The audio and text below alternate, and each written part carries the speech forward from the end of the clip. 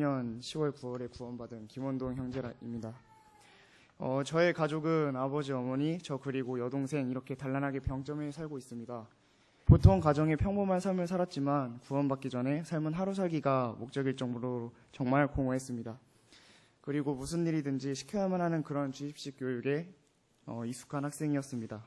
또한 저희 집은 무교이면서 불교적인 느낌과 유교적인 면이 있었기 때문에 저희 환경에서는 교회를 접할 일이 없었습니다. 그리고 제가 보는 교회는 뉴스나 신문이 다였는데 안 좋은 사건만 접하다 보니 교회에 대한 좋지 않은 선입견만 있었습니다. 저는 초등학생 때 절대적인 신의 존재, 신을 믿었었는데 힘든 일이 있었을 때마다 하늘을 바라보며 신이시여 제가 착하게 살아갈 수 있도록 도와주시고 존재하신다면 저를 봐주세요라는 식으로 계속적으로 말했습니다. 하지만 제가 믿는 절대적인 신이 하나님인 줄 몰랐고 그리고 하나님을 섬기는 곳이 교회라는 것을 알지 못했습니다. 또한 지식이 없다 보니 공포 영화에 나오는 귀신을 두려워하기도 하고 그런 영적인 존재의 도움을 받아보려 하기도 했습니다. 하지만 시간이 흘러 중학생이 되자 신이라는 존재를 찾기보다는 사람들과 어울리는 것이 좋아졌고 점점 영적인 존재에 대해 설마 있겠어라는 의문을 갖게 되었습니다. 그렇게 현실적인 것만 쫓아 살다 보니 점점 일이 잘 안 풀리는 것 같아 삶이 점점 무례해졌고 고등학교 시절에는 사람이 사는 게 아니다라고 할 만큼 바쁘게 집, 학교, 학원을 반복하는 삶을 살아왔습니다. 인생에 대한 무료함은 더욱 커져갔고 왜 사는지, 내 꿈이 뭔지, 또한 뭘 해야 할지도 모르고 재미도 흥미도 없는 삶을 살아가던 중에 인하대 학교에 입학해서 CFM 수화찬양 동아리를 만나게 되었습니다. 하지만 CFM에 들어갔다고 해서 바로 하나님을 알고 구원을 받게 된 것은 아니었습니다. 여전히 교회에 대한 선입견 때문에 거부감도 있었고 교회 사람들의 모습은 다 가식처럼 보였습니다. 그렇게 시간을 흘러 입대하게 되었고 예수님을 알지 못하고 군대에 가니 마음의 공허함은 어떻게 할 수가 없었습니다. 그러던 중에 아랑 간사님께 성경책을 보내달라고 했고 성경을 읽게 되었습니다. 다시 돌아봤을 때 굳이 성경책이 아니라 다른 것을 붙잡을 수 있었지만 이것도 다 하나님의 인도하심이 아니었나라는 생각이 듭니다.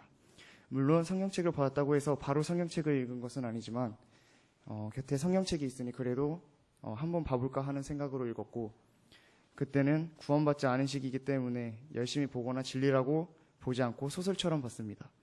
저녁 후 학교 개강 예배 때 찬양을 따라 부르는데 마음의 평안이라는 단어가 나왔고 저는 그 단어에 마음이 끌렸습니다. 저는 군대 갔다 올 때까지도 마음의 공허함, 내가 왜 살아야 하는지도 모르겠고 무엇 때문에 사는지에 대한 답도 찾지 못했습니다. 이 고민을 다른 세상 사람들한테 말했더니 그냥 순간순간에 열심히 하라고만 했습니다.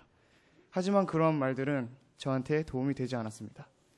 그래서 김일혁 전도사님께 예수님을 믿으면 마음의 평안을 얻을 수 있는지 여쭤보았고 CFM 안에서도 믿고 있는 사람들한테 물어봤더니 물론 엄청 힘든 일이 있으면 마음이 심란하긴 하지만 하나님께서 함께 하시기 때문에 그러한 와중에도 마음의 평안이 있다고 말해줬습니다. 그렇게 해서 전도사님께서 성경 공부를 해보지 않겠냐고 저한테 물어보셨고 저는 그것에 동의해 성경 공부를 시작하게 되었습니다. 그렇게 성경 공부를 하다가 올해 10월 9일 한글날에 로마서 10장 9절 10절 내가 만일 내 입으로 주 예수님을 시인하고 하나님께서 그분을 죽은 자들로부터 살리신 것을 내 마음속으로 믿으면 구원을 받으리니 사람이 마음으로 믿어 의에 이르고 입으로 시인하여 구원에 이르느니라 라는 구절을 통해 마음으로써 예수님을 시인하고 입으로써 인정을 하면서 구원을 받게 됐습니다. 예수님께서는 죄인인 저를 대신해서 죄를 짊어지시고 돌아가셨고 또한 저를 위해 피를 흘리셨습니다. 이 진리를 마음으로 믿고 입으로 시인도 했지만 복음을 받아들인 즉시 구원을 받았다는 확신이 100% 생기지는 않았습니다. 그 이유는 믿음이라는 것이 어떻게 하는 것인지 몰랐기 때문입니다. 그래서 혼자서 성경을 읽기 시작했고 믿음이란 무엇인지 계속 궁금해하며 전도사님이나 근영 목자님께 믿음이란 무엇인지 그리고 그렇게 해서 나타난 행동은 무엇인지 물어보았지만 답을 찾지는 못했습니다. 이처럼 어떻게 해야 할지 몰랐을 때 이것을 두고 하나님께 기도를 드렸고 교회에 가서 다들 답을 찾아보자라고 생각하고 큰빛교회에 와서 예배를 드렸습니다. 목사님께서는 믿음이란 것은 자신의 주권을 완전히 하나님께 드리고 하나님의 말씀대로 사는 것이라고 설교 때 말씀하셨습니다. 예배 말씀을 듣고 저는 믿음이란 하나님의 말씀을 믿고 하나님 말씀대로 행동하면 그것이 참된 믿음이란 결론을 내렸습니다. 그리고 물론 이것이 정확한지 100% 확신은 들지 않지만 그 이후로 성경을 읽고 하나님의 말씀과 기준대로 살기로 다짐했습니다. 이처럼 하나님께서 제가 믿음에 대해 고민하는 것을 기도한 다음 날 바로 예배 말씀을 통해 응답하실 줄은 몰랐지만 이 일을 통해 하나님께서는 저의 간절한 기도를 다 들으시는구나를 알게 되었습니다. 이렇게 기도 응답을 받고 나니 예수님을 알고자 하는 마음이 더욱더 간절해졌고 성경을 더욱더 열심히 읽게 되었습니다. 그렇게 하나님을 알고자 하는 마음으로 기도를 하니 그 응답으로 이번에는 인하대 CFN 가을 공연 연극에서 예수님 역할을 맡게 해주셨습니다. 처음 그 역할이 주어졌을 때는 감히 내가라는 마음이 들었고 예수님이라는 존재를 표현하는 것에 대해 고민을 했습니다. 하지만 주위에서 괜찮다고 한번 해보는 것도 좋은 경험이라고 해서 용기를 내서 역할을 맡게 되었고 예수님은 어떤 분인지 더 자세히 알기 위해 요한복음을 읽었습니다. 요한복음을 읽으면서 예수님의 터프하심과 위엄이 있음을 보게 되었습니다. 성경을 읽으면서 예수님에 대해 정확히는 더 알지 못했지만 연습하는 과정에서 그분이 어떤 분인지 그래도 어느 정도 윤곽을 잡을 수 있었습니다.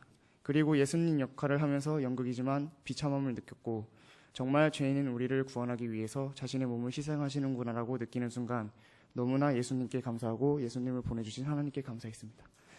이후로도 계속 성경을 읽으며 하나님을 알아가고 있습니다. 그리고 학생으로 공부하면서 저의 삶의 아주 작은 부분에까지 기도 응답해 주심을 경험하면서 저의 믿음은 조금씩 자라나고 있습니다. 그 후 저의 생활은 많이 바뀌게 되었습니다. 저는 성경을 읽는 것이 이제는 습관이 되었습니다. 이러한 과정 속에서 저는 잘 몰랐지만 주변 사람들이 제가 많이 바뀌었다고 말합니다. 그래서 저는 무엇이 바뀌었냐고 물어봤습니다. 학기 초반에는 복학에 대한 걱정으로 인해 학교에 잘 적응할 수 있을지 계속적으로 물어보았고 대화의 주된 내용이 게임 얘기였는데 구원받고 난 후부터는 그런 얘기들보다는 성경 얘기만 하고 성경에 적혀있는 말씀이 무슨 의미냐고 물어보는 등 제 생활 중심이 세상에서 성경 중심, 즉 하나님의 중심으로 돌아갔다는 것입니다. 구원받은 후 얼마 지나지 않았지만 정말 많은 일들이 있었습니다. 그 일들 가운데 최근에 일어난 경험한 것 중에서 가장 힘든 일이었습니다. 그것은 제가 이제 4년간 사귀던 여자친구와 헤어진 일입니다. 여자친구는 유치원 부담이로서 이제 직장 생활을 하고 있었고 저는 학교를 다녔기 때문에 서로 만나는 시간은 주말과 주일밖에 없었습니다. 그런데 구원받고 난 후 일요일에 교회를 가니 안 그래도 많이 못 만나는데 굳이 교회에 가야 하냐고 불만을 얘기했습니다. 그것 때문에 지속적으로 싸운 것은 아니지만 저는 서로의 삶을 이해해줘야 한다고 단순히 생각하고 주일이면 여자친구를 만나지 않고 교회를 갔습니다. 저는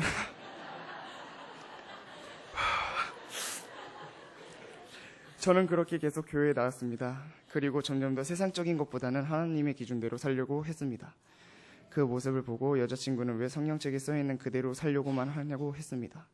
그것에 대해 저는 성경은 진리이기 때문이라고 변호를 했습니다. 계속 다투면서도 여자친구도 구원받기를 바라는 마음으로 노력했지만 제가 기도도 부족하고 능력도 부족해서 그런지 생각처럼 잘 되지 않았습니다. 여자친구는 계속 복음을 거부했고 저의 이런 모습을 더 이상 받기 힘들었는지 저에게 성경을 믿지 말고 다시 예전의 너로 돌아오라고 말을 했습니다. 그리고 자신과 하나님 둘 중에 하나를 선택하라고 했습니다. 저는 여자친구에게는 미안했지만 하나님을 포기할 수 없었습니다. 결국 미안하다는 말만 하고 헤어지게 됐습니다.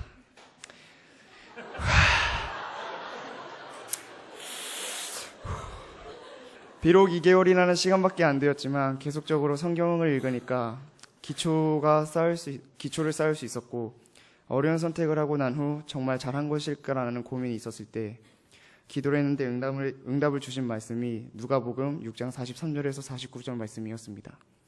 너희는 나를 불러 주여 주여 하면서도 어찌하여 내가 말하는 것들은 행하지 않느냐. 내게 나와 내 말들을 듣고 그것들을 행하는 자마다 누구와 같은지 내가 너희에게 보여주리니 그는 집을 짓되 깊이 파고 기초를 반석 위에 놓은 사람과 같도다. 홍수가 나고 물살이 그 집에 세차게 부딪히되 그 집을 흔들지 못하였나니 이는 그것을 반석 위에 세웠기 때문이라. 그러나 듣고도 행하지 아니한 자는 기초 없이 흙 위에 집을 지은 사람과 같으니 물살이 그 집에 세차게 부딪힘에 집이 곧 무너져 그 집이 크게 파괴되었느니라 하시니라 입니다. 전 이 말씀을 듣고 제가 잘 선택했음을 깨달았습니다. 그리고 이런 힘든 경험 가운데서 깨닫게 된 것이 있습니다. 그것은 저의 기쁨을 위한 선택을 한 것이 아니라 이런 문제에서 주님을 선택했다는 것입니다. 이런 일들을 통해 하나님께서 선한 결과를 주실 것이라는 생각이 듭니다. 그리고 앞으로도 이렇게 굳게 믿는 것이 정말 중요하다고 생각합니다.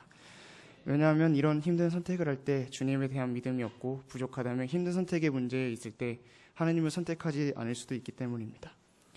누가복음 4장 4절 예수님께서 그에게 응답하여 이르시되 기록된 바 사람이 빵으로만 살 것이 아니요 하나님의 모든 말씀으로 살 것이라 하였느니라 하시더라. 전 이 말씀을 한번 읽었을 때 머릿속에서 맴돌았고 이것을 지키고 행하기 위하여 노력을 했습니다. 결과적으로 더욱더 성경을 읽게 되었고 읽는 과정에서 받았던 말씀으로 인해 어려운 상황에서 선택의 문제에 있었을 때 주님을 선택할 수 있었습니다. 물론 여자친구와의 헤어짐은 정말로 가슴이 아팠고 혼자서도 많이 울었지만 마음 한구석에서 그 와중에도 마음의 평안이 있다는 것에 놀랐습니다. 이것이 정말 모순되는 말이지만 정말 그렇게 느끼고 있어서 더 이상 표현할 방법을 모르겠습니다. 이렇게 예전을 뒤돌아봤을 때 인하대에 온 것도 주님의 인도하심이었고 CFM에 들어오게 된 것도 주님의 인도하심이었고 그리고 CFM에서 구원받은 것도 주님의 인도하심이라고 생각합니다. 앞으로도 성경을 계속 읽어나가면서 영적인 생활을 할 수 있도록 노력하고 하나님께 다가가는 삶을 지금 하고 있는 것처럼 비슷하게 혹은 더 신실하게 한다면 주님 앞에서 떳떳하고 담대하게 설 수 있을 것이라고 생각합니다. 제가 앞으로도 하나님 안에서 계속 자라날 수 있도록 기도 부탁드리겠습니다. 이것으로 간증을 마치겠습니다.